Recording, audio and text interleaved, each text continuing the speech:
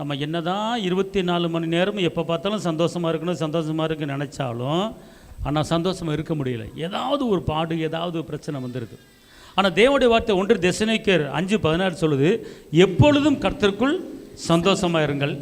பிலிப்பியர் 4:4 கர்த்தருக்குள் எப்பொழுதும் சந்தோஷமாக இருங்கள். அப்போனா தேவனுடைய வார்த்தை என்ன சொல்லுகிறது என்று கேட்டால், நீங்கள் சந்தோஷமாக இருங்கள் என்று தான் தேவனுடைய வார்த்தை இருக்கிறது.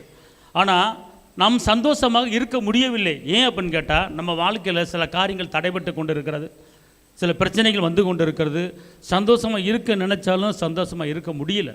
நாம் சந்தோஷமாக இருப்பதற்கு என்ன செய்யணும் அப்படின்னு கேட்டிங்கன்னா, கர்த்தருடைய வார்த்தையை முழுவதுமாக நமக்குள்ளே கொண்டு வந்து அந்த வார்த்தை நம்மளுக்கு என்ன சொல்லுகிறது என்பதை அலசி ஆராய்ந்து அதன்படி அதனுடைய அடிச்சுவடுகளை பின்பற்றி செல்லும்போது கர்த்தர் ஒரு பெரிய மாற்றத்தை நமக்கு என்ன செய்வார். அல்லேலூயா சொல்லுங்கள்.